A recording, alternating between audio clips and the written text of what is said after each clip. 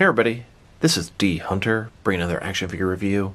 Today, we're going to look at the McFarlane DC Multiverse, the Batman, Unmasked Batman. This is Batman played by Robert Pattinson, and this is Bruce Wayne with his mask off but the batsuit on. Pretty much it's a variant of the regular release of Batman. He does come with a different accessory. I noticed he has a Batarang, a collector's card, and a display stand. So let's go ahead and check out the packaging. As you can see, DC Multiverse, the Batman, Batman Unmasked, ages 12 plus, McFarlane Toys, 22 points of articulation. One side, Batman Unmasked from the Batman. Other side, Batman Unmasked. At the bottom, got a bunch of credits, and there is a barcode, in case that helps anybody. On the back side, here's the Batman posed up with his mask off. I got my figure from CMD store. So with no further ado, let's open them up. And I did end up getting two of these figures, one of which to open and enjoy, and one to keep unopened in my complete 6 and 7 inch unopened Batman-related action figure collection. And here's the unmasked Batman, next to the standard masked version of the Batman on the right. Here's my entire collection of McFarlane DC Multiverse, the Batman figures unopened.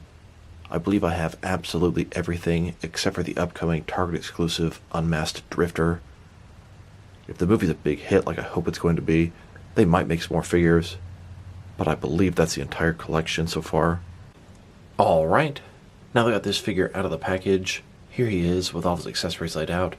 He does go with a display stand, a collector's card, and then a Batarang. Before we look at the accessories, let's talk about and check out the actual figure.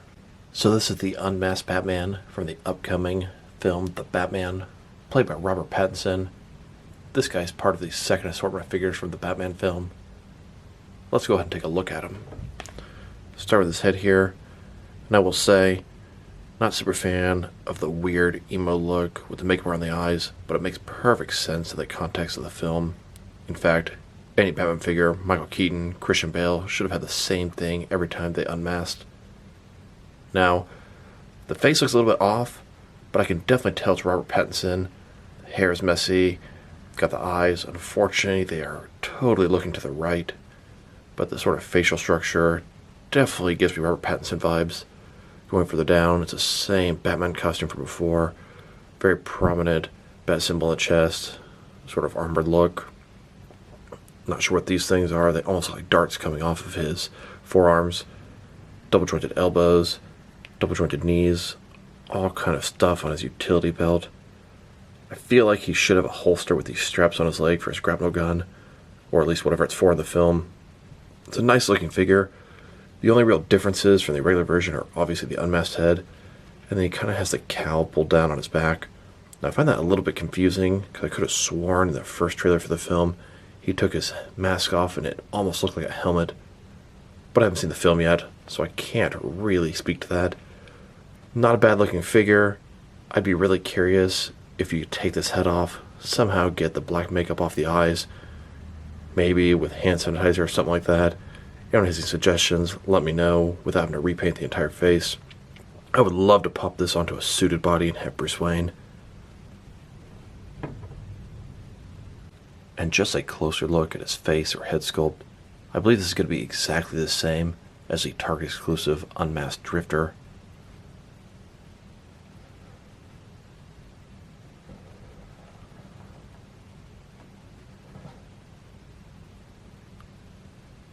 Now let's check out his accessories, and let's start with the boring stuff.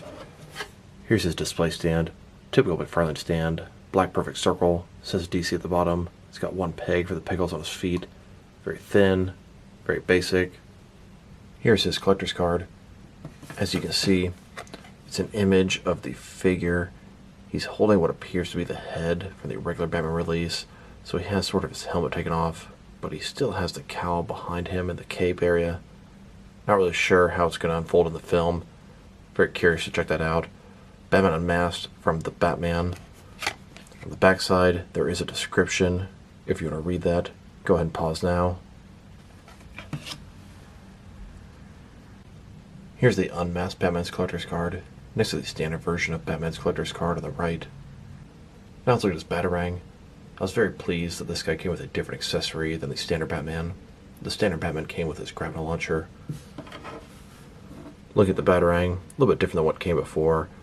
The bat symbol is pretty much how it looks in The Batman. Nice little bit of sculpting detail on this thing. Mine seems to be a little bit warped from the packaging. Should be a really easy fix. I went ahead and filled a cup with boiling water, threw the Batarang in there, took it out after about a minute, and it's perfectly straight now. Here's this Batman, holding and getting ready to throw his Batarang. And that's definitely one cool thing about these figures. Their accessories are interchangeable. Here's the Unmasked Batman, holding the grapnel launcher that came with the regular Batman, and the regular Batman, holding the Batarang that came with this Unmasked Batman. Now that we've taken a pretty good look at both the figure and his accessories, now let's check out his height. From bottom to the top of his head, he's standing at about 7.1 inches tall, which can translate to about 18 centimeters. Now let's check out his articulation. Start with his head here. Of course, it can rotate from side to side. He can look up, not too much, down. Can tilt his head from one side to the other, give him a good amount of personality. Shoulders on a ball joint, and his shoulder pads are soft. They can just sort of slide under his cape. Sometimes you gotta try a couple times to get it in there just right. Ball joint, 90-degree bend, up, down, around, all that good stuff. He does have a butterfly joint between his shoulder and chest area. Increase the range of motion there. Bicep cut below that. Double jointed elbows. His wrist has a ball in it. It can rotate and is going to be hinged as well. His torso, we have a ball joint. Rotate around, forward and back. Another ball joint in his waist. Rotate around, forward and back. Giving him a pretty good range of motion in his torso area. His legs can completely do the splits. Not a ball joint, but a similar type idea. Rotation is pretty nice on this guy. His legs go forward about that much. Back about that much. Double jointed knees below that. Then his ankle here. There's a ball in it, hidden pretty nicely with his boot. Forward and back. Rotate. Tilt. Rock. And articulation.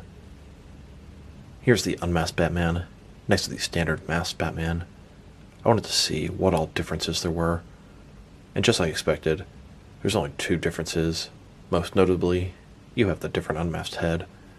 And then, on the back side, the unmasked guy has a cowl sort of draped over. Now I've seen a lot of reports online where they bought this regular Batman and he had the cowl in the back. And that kind of sucks. Should be kind of easy to trim off, but you shouldn't even have to think about that.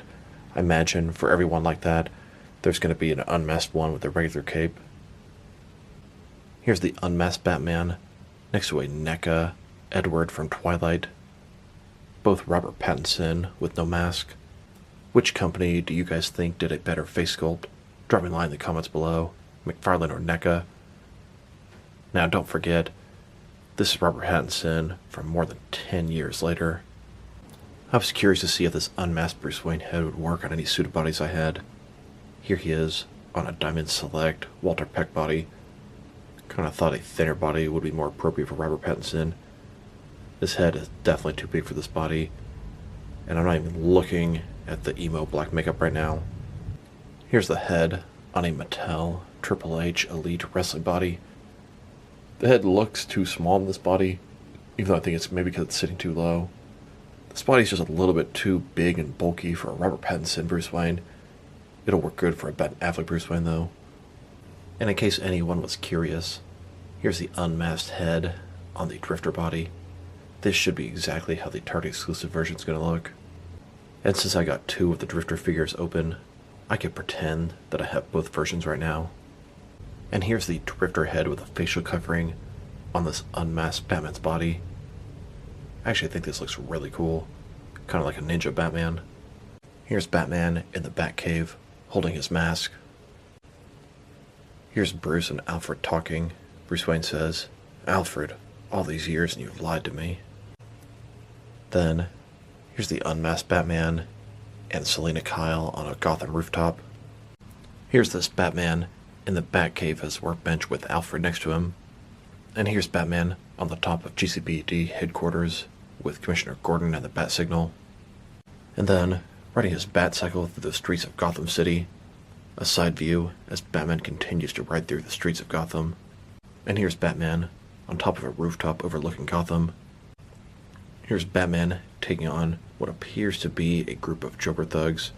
Not sure if they're actually Joker henchmen or not. Here's Batman beating the shit out of that thug while someone else is recording him. I'm vengeance. And then Batman embracing Catwoman on the rooftop. Here's Batman sneak up on Riddler as he's sniping from the roof. And here's Batman and Commissioner Gordon walking down the hallway as a bunch of different law enforcement officers are looking at Batman, some with disgust, some with admiration, just like in the beginning of the first trailer. Now let's check them out, next to some other action figures, starting off with some other McFarlane DC Multiverse figures. Here he is, next to the standard version of the Robert Pattinson Batman, the one with the mask on. Then, next to the rest of Series 1, we have the Riddler, Batman, and Catwoman. And while not necessarily relevant to this Unmasked Batman, I did get 3 of the Riddler figures. In trailer number 3, I saw Batman fighting 3 or 4 different people dressed like this, so clearly Riddler has some decoys in the film. And here's the rest of Series 2. We have the Drifter Bruce Wayne, Unmasked Batman, Unmasked Catwoman, and the Penguin. Here's my entire action figure collection from the Batman. It is almost complete. I'm still missing the Unmasked Drifter. That guy's a Target exclusive and has not yet been released. He should be coming in the next couple weeks. And let's not forget about the 2 motorcycles. On the left we have the Batcycle. On the right we have the Drifter motorcycle. Here's the Unmasked Batman riding on the Batcycle. He has 2 gripping hands, so it works perfect for the Batcycle. And here he is, riding on the Drifter motorcycle. Fits great on either one. Here's the unmasked Robert Pattinson Batman, next to the unmasked Ben Affleck Batman from Zack Snyder's Justice League. Here are all the different unmasked figures McFarlane has made so far. I can think of a total of 8 of them. Next couple I can think of coming out are Damian Wayne Robin and the Batwoman from Batman Beyond. Here he is, next to several different Batman figures. These are all based off the comic books. Then, next to several more Batman figures. These are from different various forms of media. Here's this Batman, next to the Justice League figures from Zack Snyder's Justice League. Zack Snyder's Justice League is part of the DC Cinematic Universe. It's a live-action DC film that is completely unrelated to The Batman. Then, next to McFarlane's The Suicide Squad collection. The Suicide Squad is also part of the DC Cinematic Universe, separate from The Batman. And here he is, next to Arrow. Until these The Batman figures, Arrow was the only live-action DC figure not from the DC Cinematic Universe. Arrow's from the CW's Arrowverse. Now let's check him out, next to some other recently released McFarlane DC Multiverse figures. Here he is, next to a couple of Lex Luthor figures. Then, next to Superboy Prime and the Dark Knight Returns Armored Batman, Blue Edition. And here he is, next to a couple of Lobo figures. Then, next to the Birds of Prey Harley Quinn and the Mortal Kombat 11 Joker. Here he is, next to the Year 2 Batman. Then, next to the recently released Batman 3 Joker's Wave. And here's this Batman, next to a few different McFarlane Swamp Thing Mega figures. Then, next to Nightwing and Red Hood from Gotham Knights. And now, next to the Batman Who Laughs and Robin Crow's 4-pack. And finally, next to the Speed Force Flash variant from Zack Snyder's Justice League, and Reverse Flash from DC's Rebirth Comics. Here's the McFarlane Unmasked Robert Pattinson Batman, next to the NECA Robert Pattinson Edward from Twilight. And here they are, next to their women. We have Batman with the unmasked Selena Kyle, and then Edward next to Bella. And since it doesn't look like McFarlane's going to be giving us the Batman Alfred or Commissioner Gordon, that's not a problem. I'll supply my own. These figures are both from DST or Diamond Select Toys. On the left, we have a Gotham Alfred, and on the right, we have a Westworld Bernard. The Gotham Alfred doesn't exactly look like Andy Serkis, but it looks like a traditional 7-inch scale Alfred.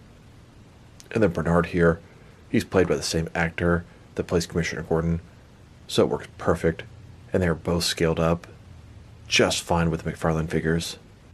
Here's this McFarlane Unmasked Batman, next to a DC Direct Arkham City Unmasked Batman.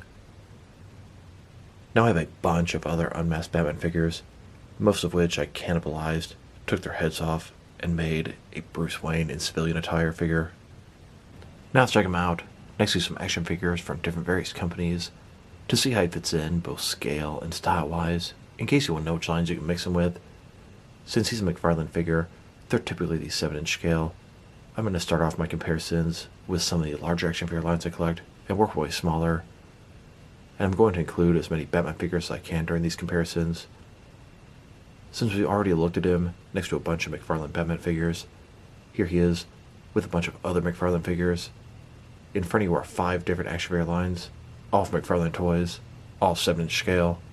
Then, next to some more McFarlane figures, these are from different various video game properties.